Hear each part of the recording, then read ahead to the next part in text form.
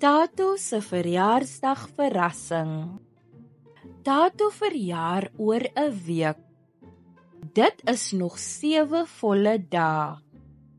Sy ma sê, jou verjaarsdaggeskenk is 'n groot verrassing. Tato wonder wat dit kan wees.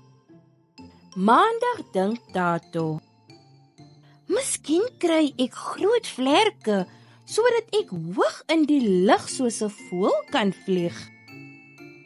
Dinsdag dink Tato, miskien kry ek 'n verjaarsdagkoek, wat so groot soos 'n huis is. Woensdag dink Tato, miskien kry ek 'n vuurpyl, om tot by die maan te skiet. Donderdag dink Tato, miskien kry ek vinne, sodat ek soos 'n vis onder water kan swem. Vrydag dink Tato, miskien kry ek tower sokkerstewels en teken 1000 doele aan.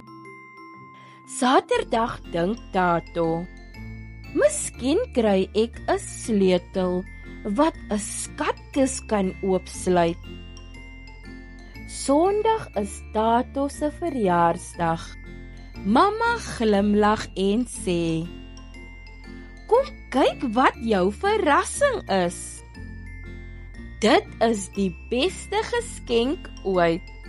Tato se ou boet, Kudzai, het al die pad uit die groot stad kom kuier. Tato glimlag en glimlag. Sy ou boet lig hom hoog in die lug op en druk hom styf vas. Kudzai vra, wat wil jy vir jou verjaarsdag hê, klein boet?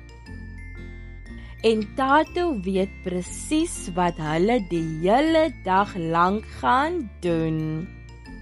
Fluit, fluit, my storie is uit. Akkerblaar, my storie is klaar. Totsiens, maatjies!